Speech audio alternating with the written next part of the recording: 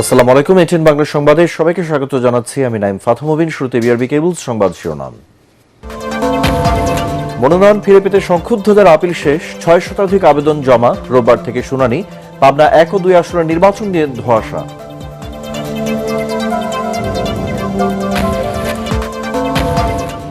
একের পর এক রাজনৈতিক নেতা হত্যার ঘটনায় মির্জা ফখরুলের উদ্বেগ। মুসাব্বির হত্যা নির্বাচন বাধাগ্রস্ত করার ষড়যন্ত্র, মন্তব্য সালাউদ্দিনের।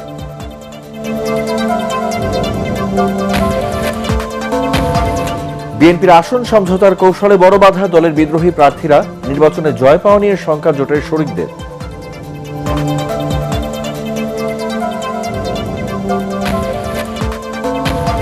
দীর্ঘ ১৯ বছর পর রোববার বগুড়া যাচ্ছেন তারেক রহমান। ঘরের ছেলেকে বরণ করতে প্রস্তুত এলাকাবাসী, চলছে নানা প্রস্তুতি।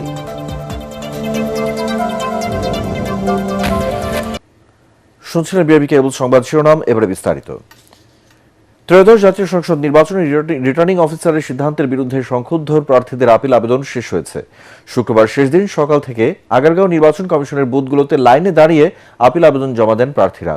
5 দিনে আবেদন জমা পড়েছে 612টি। রোববার থেকে শুরু হবে আপিল আবেদনের উপর শুনানি।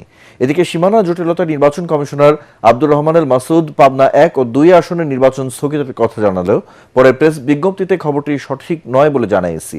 সাজ্জাদ জাহানের রিপোর্ট।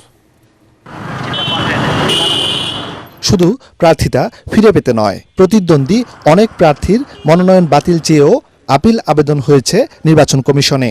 শুক্রবার শেষ দিন দীর্ঘ লাইনে দাঁড়িয়ে আপিলের নথিপত্র জমা দেন প্রার্থীরা।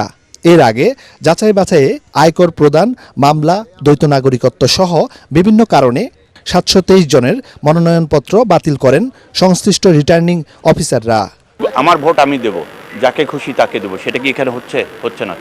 আমি তো ওপেনই করে দিলাম 4000 4500 ভোট আমাকে দিচ্ছে।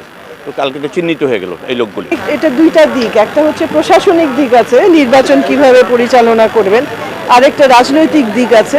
তো আমি রাজনৈতিক দিকটার প্রতিবাদ করছি এবং প্রশাসনের ব্যাপারটা আমি একটু সন্দিহান। একটা এসি রুমে বসে সব ঠিক করে ফেলবো, আর প্রত্যেকটা মাঠে ময়দানে জুলুম অত্যাচার চলবে, বিভিন্ন ব্যক্তির প্রতি পক্ষপাতিত্ব হবে, এটা এখানে বসে দিলে হবে না। মাঠে যেদিন আমরা দেখবো প্রত্যেকটা নির্বাচনী এলাকায় যে চমৎকার সকল প্রশাসন নিরপেক্ষ সুন্দরভাবে দায়িত্ব পালন করতেছেন, আমরা নির্বাচন ইনশাআল্লাহ সরকারকে সব রকমের সহযোগিতা দেব। আর কোন রকমের ষড়যন্ত্র যদি আমাদের কাছে আমরা বুঝতে পারি, তাহলে নির্বাচন তো হবেই না, যারা ষড়যন্ত্র করলেন তাদেরকে মাসুল দিয়ে পথ ছাড়তে হবে, চেয়ার ছাড়তে হবে। যখন একটা স্বতন্ত্র প্রার্থী এই সমর্থনটা নেওয়ার জন্য বিভিন্ন জায়গায় যাচ্ছে, তখন কিন্তু বিভিন্ন বাধাবিঘ্নর সম্মুখীন হতে হচ্ছে তাকে। নির্বাচন কমিশনে দায়ের করা আপিল আবেদনের শুনানি শুরু হবে 10 জানুয়ারি থেকে, যা চলবে 18 জানুয়ারি পর্যন্ত। শুনানি চলাকালে কক্ষে প্রবেশের ক্ষেত্রে সীমা নির্ধারণ করেছে নির্বাচন কমিশন। আপিলকারী সহ সর্বোচ্চ 3 জনের বেশি কেউ প্রবেশ করতে পারবেন না। এদিকে সীমানা জটিলতায় উচ্চ আদালতের আদেশে পাবনা 1 ও 2 আসনের নির্বাচন স্থগিত করা হয়েছে বলে জানান নির্বাচন কমিশনার আব্দুর রহমানুল মাসুদ। বাংলাদেশ সুপ্রিম কোর্টের অ্যাপিল বিভাগের আদেশের প্রেক্ষিতে 1 ও 2 স্থগিত করা হয়েছে কোন পর্যন্ত আদালত পরবর্তী আদেশ না পর্যন্ত। পরে এক সংবাদ বিজ্ঞপ্তিতে ইসির জনসংযোগ পরিচালক মোহাম্মদ রুহুল আমিন মল্লিক খবরটি সঠিক নয় জানিয়ে প্রচার না করার অনুরোধ করেন। সাজ্জাদ জাহান, এটিএন বাংলা, ঢাকা। আইন শৃঙ্খলা পরিস্থিতি নিয়ে উদ্বেগ জানিয়ে বিএনপি মহাসচিব মির্জা ফখরুল ইসলাম আলমগীর বলেছেন, একের পর এক রাজনৈতিক নেতা হত্যার পরও কার্যকর ব্যবস্থা নেয়নি সরকার। ঠাকুরগাঁওয়ে সাংবাদিকদের তিনি বলেন, বিভিন্ন বিশ্ববিদ্যালয় ছাত্র সংসদ নির্বাচনের ফলাফল জাতীয় নির্বাচনের প্রভাব ফেলবে না। এদিকে নিহত স্বেচ্ছাসেবক দলের নেতা মুসাব্বিরের পরিবারকে সান্ত্বনা দিতে গিয়ে বিএনপির স্থায়ী কমিটির সদস্য সালাউদ্দিন আহমেদ বলেন, পতিত ফ্যাসিস্ট জাতীয় নির্বাচনকে বাধাগ্রস্ত করতেই এই হত্যাকাণ্ড ঘটিয়েছে। ঠাকুরগাঁও প্রতিনিধি ফিরোজ আমিন সরকারকে সাথে নিয়ে রিপোর্ট করছেন মইনুল আহসান। জাতীয় নির্বাচনকে সামনে রেখে শুক্রবার দুপুরে নিজ নির্বাচনী এলাকা ঠাকুরগাঁয়ে আসেন বিএনপি মহাসচিব মির্জা ফখরুল ইসলাম আলমগীর। নিজ বাসভবনে সাংবাদিকদের সাথে মতবিনিময়ের সময় তিনি আইন শৃঙ্খলা পরিস্থিতি নিয়ন্ত্রণে সরকারকে আরো কঠোর হওয়ার আহ্বান জানান। গোটা দেশের মানুষ তো অপেক্ষা করছে নির্বাচনের জন্য, কিন্তু আইন শৃঙ্খলা পরিস্থিতি দাঁড়িয়েছে সেটাতে আমি আপনার খুব সন্তুষ্ট হতে পারছি না। কারণ যে হারে রাজনৈতিক নেতৃবৃন্দকে খুন করা হচ্ছে, বিশেষ করে আমাদের দলের অনেক কয়েকজন নেতাকে হত্যা করা হয়েছে, খুন করা হয়েছে। আমরা এটা তীব্র নিন্দা জানিয়েছি, ক্ষোভ জানিয়েছি, কিন্তু সরকারের তরফ থেকে সেই ধরনের যে একটা ইফেক্টিভ ব্যবস্থা সেটা কিন্তু গ্রহণ করা হয়। আমরা আশা করব যে সরকার এই ব্যাপারে আরো দায়িত্বশীল ভূমিকা পালন করবেন। বিভিন্ন বিশ্ববিদ্যালয়ের ছাত্র সংসদ নির্বাচনে ছাত্র শিবিরের জয় আগামী জাতীয় নির্বাচনে কোনো প্রভাব ফেলবে কিনা সাংবাদিকদের এমন প্রশ্নেরও জবাব দেন বিএনপি মহাসচিব। অন্যান্য ছাত্র সংগঠনগুলো তারা বিগত ফ্যাসিস্ট সরকারের আমলে বিশ্ববিদ্যালয়গুলোতে তারা কাজ করার কোনো সুযোগ পায়, এবং বিশেষ করে আমাদের ছাত্রদল তাদেরকে ঢুকতেই দেওয়া হয়নি। এদিকে রাজধানীর জিয়া উদ্যানে বেগম খালেদা জিয়ার সংগ্রামী জীবন নিয়ে দুদিন ব্যাপী আলোকচিত্র প্রদর্শনীর উদ্বোধন করেন বিএনপির স্থায়ী কমিটির সদস্য নজরুল ইসলাম খান। এ সময় তিনি বলেন, জাতীয় নির্বাচন নিয়ে এখনো ষড়যন্ত্র থেমে নেই। সরকারকে আহ্বান জানিয়েছে এবং আবার আহ্বান জানাবো যে তারা যেন অত্যন্ত সক্রিয় হয় এবং কৌশলী হয়। মনে রাখতে হবে আর কি যে যারা নির্বাচনটা এই সময় হোক চায় না, কিংবা যারা নির্বাচনের মাধ্যমে দেশে গণতন্ত্র উত্তরণ ঘটুক এটা চায় না, কিংবা যারা বাংলাদেশেরই একটা স্থিতিশীলতার বিপক্ষে, তারা তো সবাই চেষ্টা করবেই তারা আর কি যে নানান রকমের ঘটনা ঘটিয়ে একটা অস্থিতিশীল অবস্থার সৃষ্টি করা। অন্যদিকে সন্ত্রাসীদের গুলিতে নিহত স্বেচ্ছাসেবক দলের নেতা আজিজুর রহমান মুসাব্বিরের পরিবারকে সান্ত্বনা দিতে তাদের রাজাবাজারের বাসায় যান বিএনপির স্থায়ী কমিটির সদস্য সালাউদ্দিন আহমদ। খুনিদের অবিলম্বে আইনের আওতায় আনার দাবি জানান তিনি।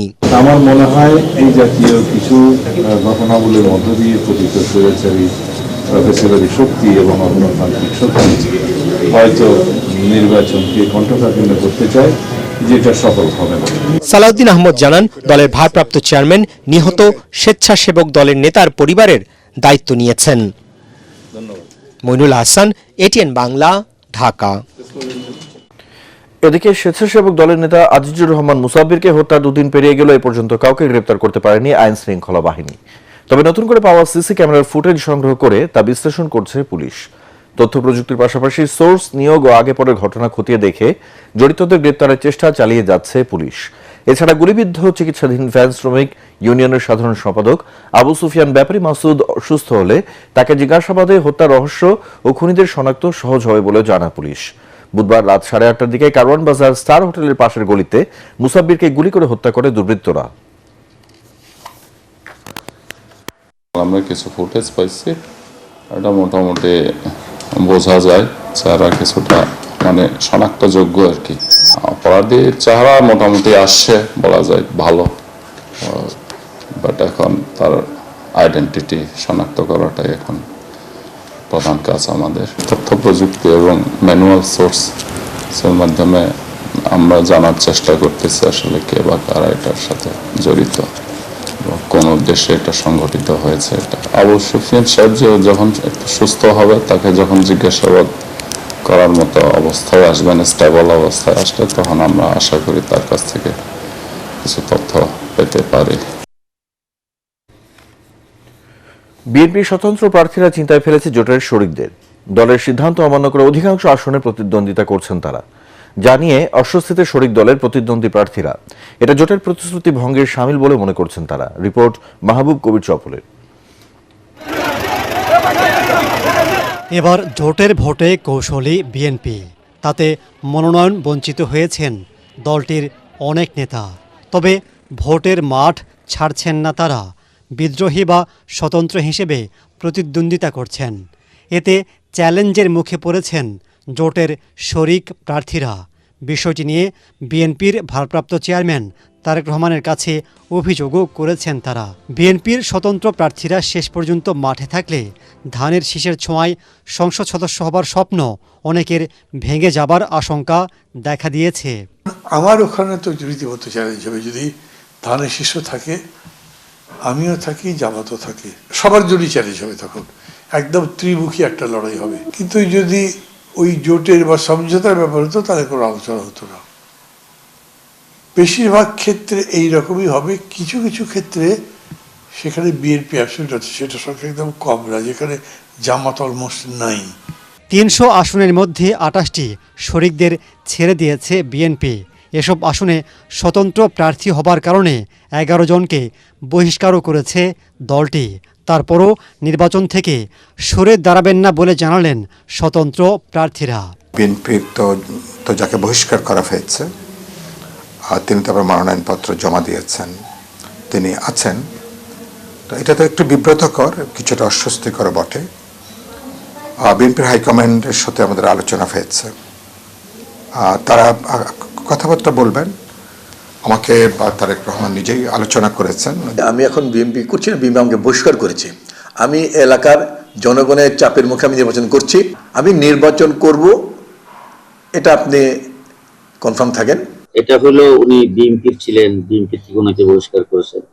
এখন বিএনপি যে উপজেলা সভাপতি এখানে আছেন, যে বিএনপির তারা এটা বিএনপি মন্তব্য করবে। যদি কোনো বেইনসাফ হয়ে থাকে সেই বিচার আমি আমার ভোটারদের হাতে ছেড়ে দিলাম। আপনি কি বেইনসাফ মনে করেন কিনা সেটা মানুষ কি বলে আপনি দেখেন।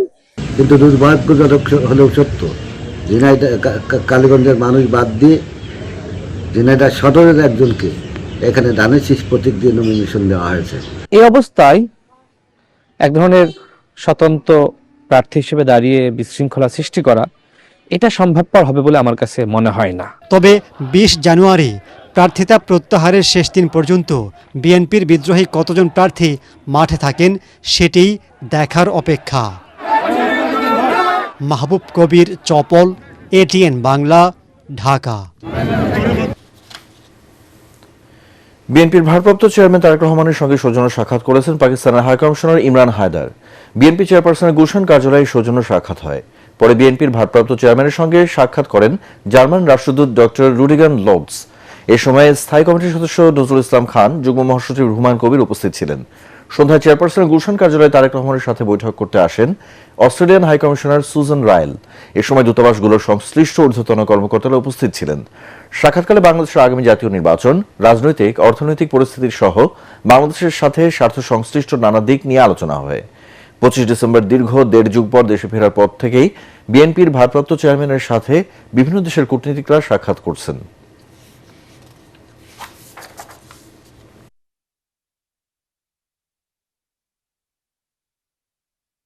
বৈঠকগুলোতে কিভাবে দ্বিপাক্ষিক সম্পর্ক জোরদার করা যায়, স্ট্রেংথেন করা যায়, potentially BNP government, an elected BNP government, how it intends to strengthen relations, bilateral relations with the countries and with the governments that the High Commissioners and Ambassadors represented this evening.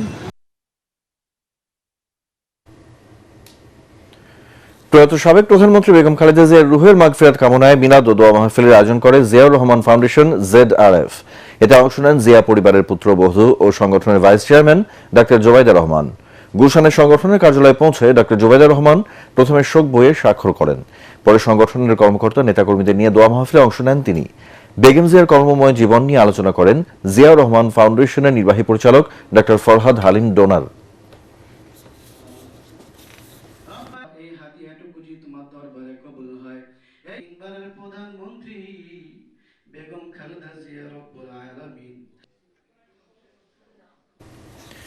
দীর্ঘ 19 বছর পর নিজ জেলা বগুড়ায় যাচ্ছেন বিএনপির ভারপ্রাপ্ত chairman Tarique Rahman.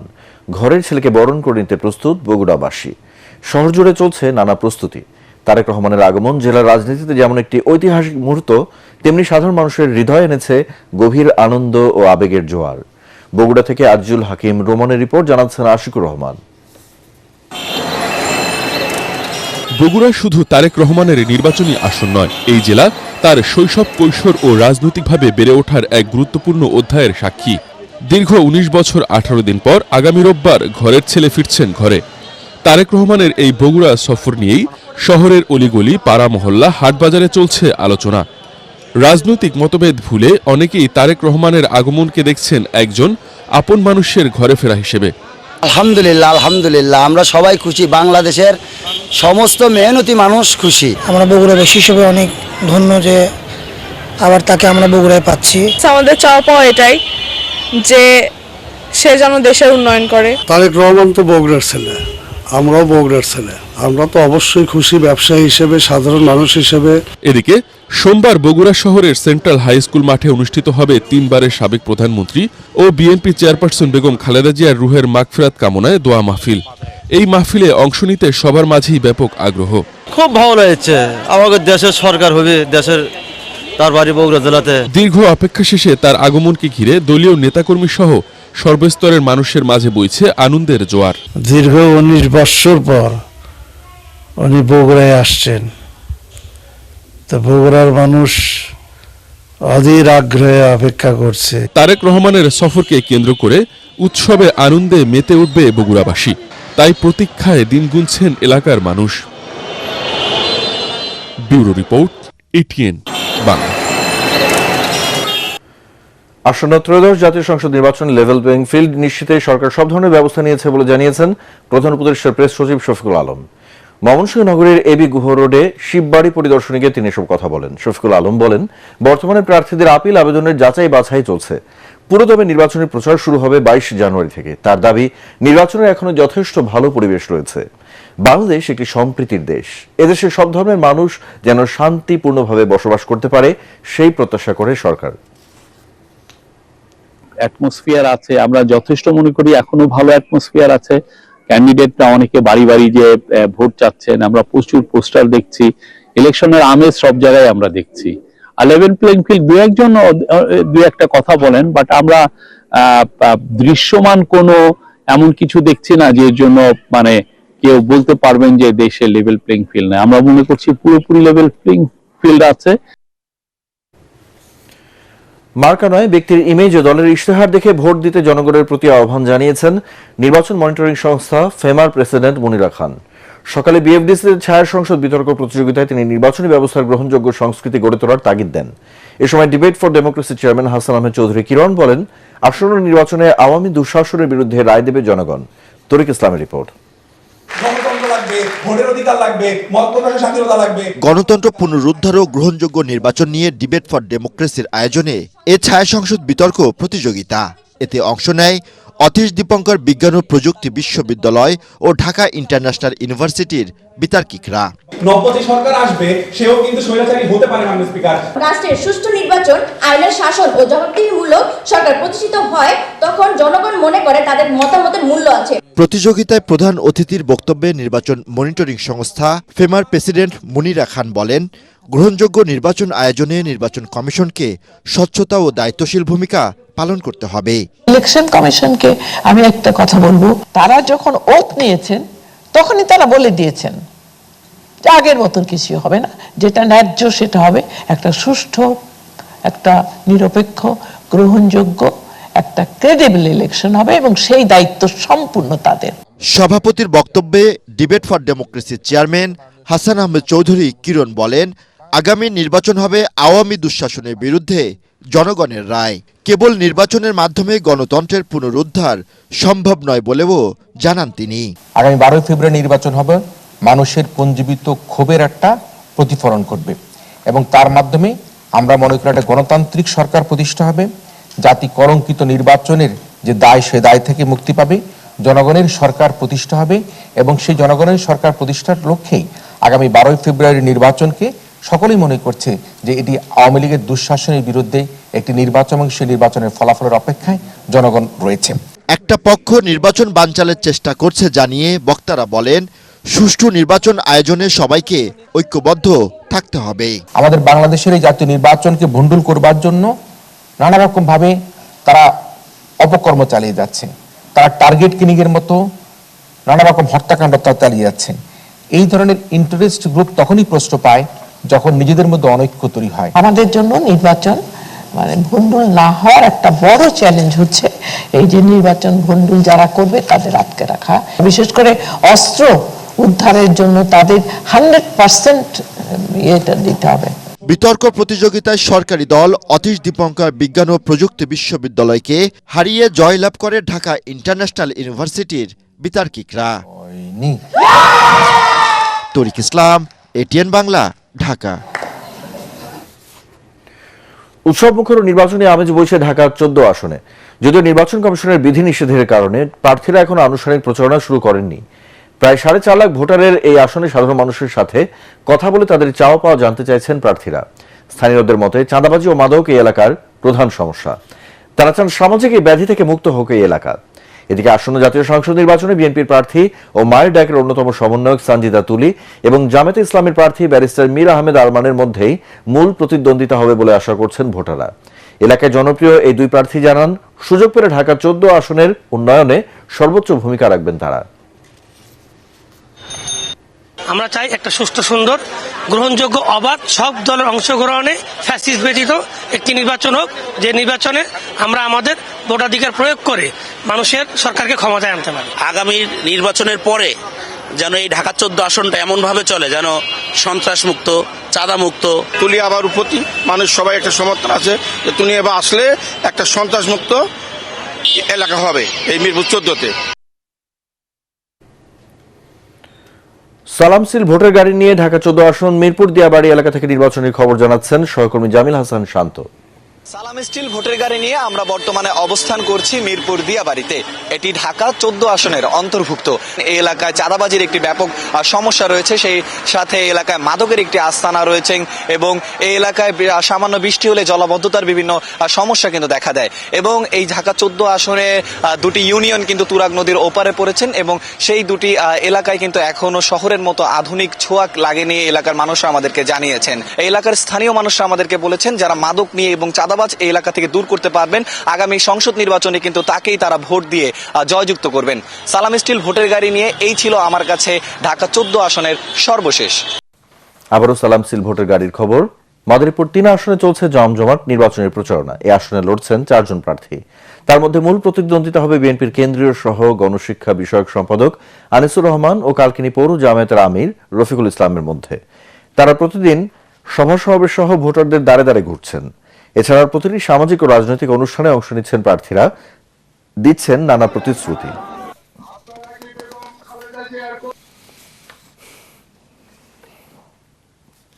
সালামশীল voter গাড়ি নিয়ে শেরপুরের শহীদ দারোগ আলী পৌর পার্কে আছেন সহকর্মী খায়রুল ইসলাম।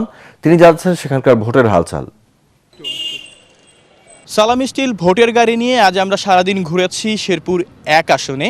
এই আসনটি মূলত 14টি ইউনিয়ন ও একটি পৌরসভা নিয়ে গঠিত এবং এই 14টি ইউনিয়ন ও একটি পৌরসভার বিভিন্ন জায়গায় কিন্তু আমরা ঘুরেছি। পাড়া মহল্লায়, অলি গলি, বাজার, চায়ের দোকান, বিভিন্ন জায়গায় কিন্তু আমরা গিয়েছি এবং ভোটারদের সঙ্গে কথা বলেছি। ভোটাররা আমাদেরকে জানিয়েছেন যে আসলে তাদের এখানে কিন্তু নানাবিধ সমস্যা রয়েছে। তারা স্বাস্থ্যসেবা থেকে বঞ্চিত হচ্ছে, তাদের এখানে পাবলিক কোনো বিশ্ববিদ্যালয় নেই, এখানে রেল লাইনের কোনো সংযোগ নেই, তারা রেল লাইনেরও সেবা থেকে কিন্তু তারা বঞ্চিত হচ্ছে। তারা বলছেন যে আসলে এই দাবিগুলো তাদের দীর্ঘদিনের দাবি। তাই তারা বলছেন যে আগামী নির্বাচনে যিনি নির্বাচিত হয়ে আসবেন তিনি এই সমস্যা সমাধানে হয়তো ভূমিকা রাখবেন। এবং বিভিন্ন দলের প্রার্থীরাও কিন্তু ভোটারদের কাছে যাচ্ছেন এবং এই ধরনের সমস্যার সমাধানে কিন্তু তারা প্রতিশ্রুতি দিচ্ছেন যে আসলে তারা নির্বাচিত হলে এই আসনে সকল সমস্যা সমাধানে কাজ করবে। এই ছিল সালাম স্টিল ভোটের গাড়ি নিয়ে আমার কাছ থেকে সর্বশেষ খবর। এবারে পূর্ব ব্যাংক বাণিজ্য সংবাদ।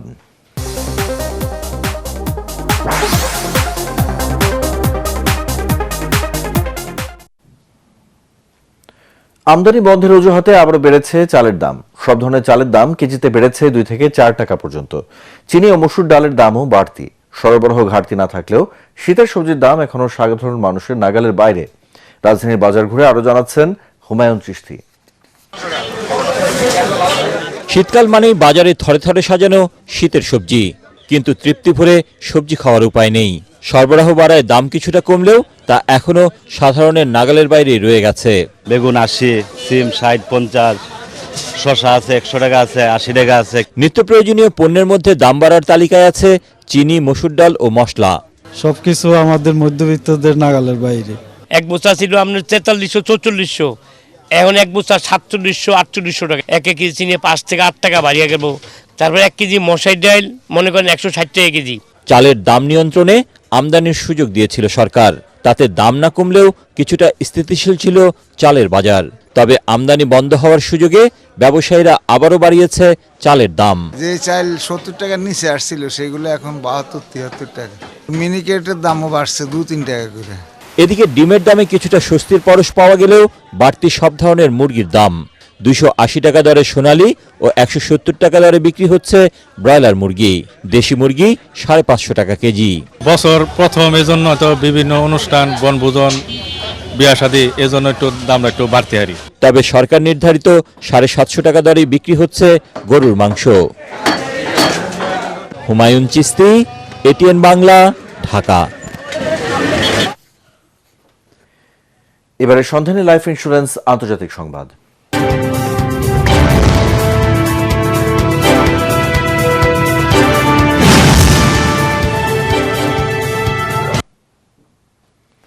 এবার মেক্সিকোতে হামলার হুমকি দিয়েছেন মার্কিন প্রেসিডেন্ট ডোনাল্ড ট্রাম্প। ফক্স নিউজের উপস্থাপক শন হ্যানিটির সঙ্গে সাক্ষাৎকারে এই হুমকি দেন তিনি। ভেনেজুয়েলায় হামলা চালিয়ে দেশটির প্রেসিডেন্ট নিকোলাস মাদুরোকে তুলে নেওয়ার পর আরও মারমুখী হয়ে উঠেছেন ট্রাম্প। সাক্ষাৎকারে ট্রাম্প আরও বলেন, পানিপথে আসা মাদকের 97% সরবরাহ বন্ধ করে দেওয়া হয়েছে। এখন কার্টেলগুলোর বিরুদ্ধে স্থলভাগে আঘাত হানতে শুরু করা হবে। তার দাবি, কার্টেলগুলো মেক্সিকোয় চালাচ্ছে। তবে এই হামলার পরিকল্পনা নিয়ে বিস্তারিত কিছু জানাননি তিনি। গত সেপ্টেম্বরে আন্তর্জাতিক মাদক বাণিজ্যের সঙ্গে জড়িত অপরাধী সংগঠনগুলোর বিরুদ্ধে যৌথভাবে পদক্ষেপ নিতে রাজি হয় মেক্সিকো ও যুক্তরাষ্ট্র। তবে এখন ট্রাম্প এককভাবে মেক্সিকান ভূখণ্ডে হামলার ঘোষণা দিলেন। এবার মার্কিন প্রেসিডেন্ট ডোনাল্ড ট্রাম্পকে প্রচ্ছন্ন হুঁশিয়ারি দিল ডেনমার্ক। দেশটির প্রতিরক্ষা মন্ত্রণালয় জানিয়েছে, গ্রিনল্যান্ডে যদি কোনো বিদেশি বাহিনী অনুপ্রবেশ করে তবে ড্যানিশ সেনারা আগে গুলি চালাবে, এরপর অনুপ্রবেশের কারণ জানতে চাইবে। এই নীতির আওতায় যুক্তরাষ্ট্র পড়বে বলে জানায় ডেনমার্কের প্রতিরক্ষা মন্ত্রণালয়। ভেনেজুয়েলায় সামরিক অভিযান চালিয়ে দেশটির প্রেসিডেন্ট নিকোলাস মাদুরোকে তুলে নিয়ে যাওয়ার পর থেকেই প্রাকৃতিক সম্পদে ভরপুর ডেনমার্কের অধীনস্থ গ্রিনল্যান্ডও দখলে নিতে চান মার্কিন প্রেসিডেন্ট ডোনাল্ড ট্রাম্প।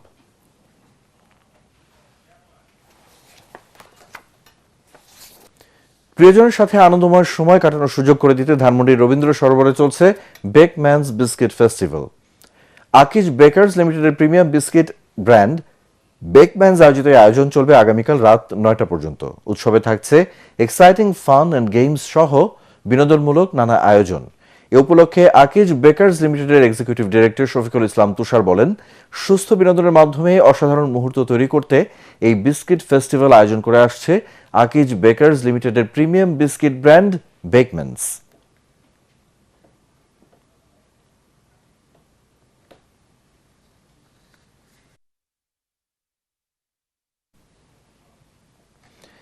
এথিক তারুণ্য সম্মাননা 2026 প্রদান করা হয়েছে। রাজধানীর বেইলি রোডের মহিলা পরিষদ মিলনায়তনে এর আয়োজন করা হয়। এথিক একটি তারুণ্য নির্ভর নাট্যদল। সংগঠনের 17তম প্রতিষ্ঠা বার্ষিকী উপলক্ষে এই সম্মাননা দেওয়া হয়। থিয়েটারের 17 জন তরুণ নাট্যযোদ্ধাদের কাজের স্বীকৃতি ও অনুপ্রেরণা হিসেবে এই সম্মাননা দেওয়া হলো। এ সময় বাংলাদেশ শিল্পকলা একাডেমির মহাপরিচালক রেজাউদ্দিন স্টালিন তাদের হাতে সম্মাননা তুলে দেন। এছাড়া উপস্থিত ছিলেন ডিরেক্টরস গিল্ডের সভাপতি শহীদুজ্জামান সেলিম, নাট্যকার মাসুদ রেজা এবং কবি ও সাংবাদিক হাসান হাফিজ।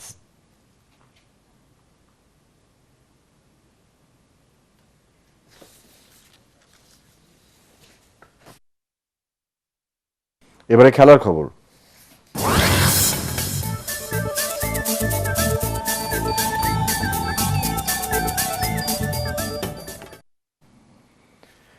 টি-20 বিশ্বকাপে বাংলাদেশ ক্রিকেট দলের খেলার বিষয়টি আলোচনার মাধ্যমে ঠিক করা উচিত বলে মনে করেন সাবেক অধিনায়ক তামিম ইকবাল। জিয়া আন্তর্বিশ্ববিদ্যালয় ক্রিকেট টুর্নামেন্টের ট্রফি ও জার্সি উন্মোচন অনুষ্ঠানে তিনি কথা বলেন। তামিম জানান, দেশের ক্রিকেটের ভবিষ্যৎ নিয়েও ভাবতে হবে। আইপিএল থেকে মুস্তাফিজকে বাদ দেওয়াকে দুঃখজনক বলে মন্তব্য করেন তিনি। বাংলাদেশের ইন্টারেস্টটা দেখে, বাংলাদেশ ক্রিকেটের ইন্টারেস্ট দেখে, বাংলাদেশের ভবিষ্যৎ সবকিছু চিন্তা করে আপনার ওই সিদ্ধান্তটা নিতে হবে। যে কোনো কিছু আপনার ডায়লগের মাধ্যমে যদি সমাধান হয় তাহলে এর চেয়ে ভালো কোনো কিছু হয় না। শেষ করার আগে বিআরবি কেবল সংবাদ শিরোনামগুলো এক নজরে আরেকবার।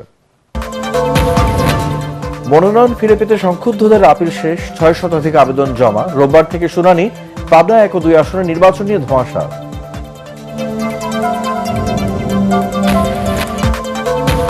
একের পর এক রাজনৈতিক নেতা হত্যার ঘটনায় মির্জা ফখরুলের উদ্বেগ। মুসাব্বির হত্যা নির্বাচন বাধাগ্রস্ত করার ষড়যন্ত্র, মন্তব্য সালাউদ্দিনের।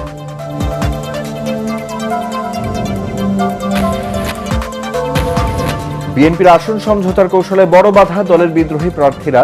নির্বাচনে জয় পাওয়া নিয়ে শঙ্কা জোটের শরিকদের।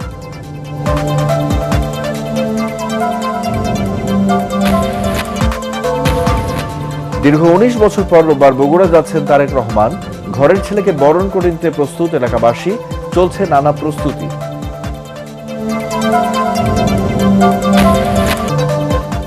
পরবর্তী সংবাদ দেখার আমন্ত্রণ জানিয়ে এখনকার মতো শেষ করছি। এটিএন বাংলার সংবাদ ইউটিউবে দেখতে ব্রাউজ করুন youtube/ATN Bangla News।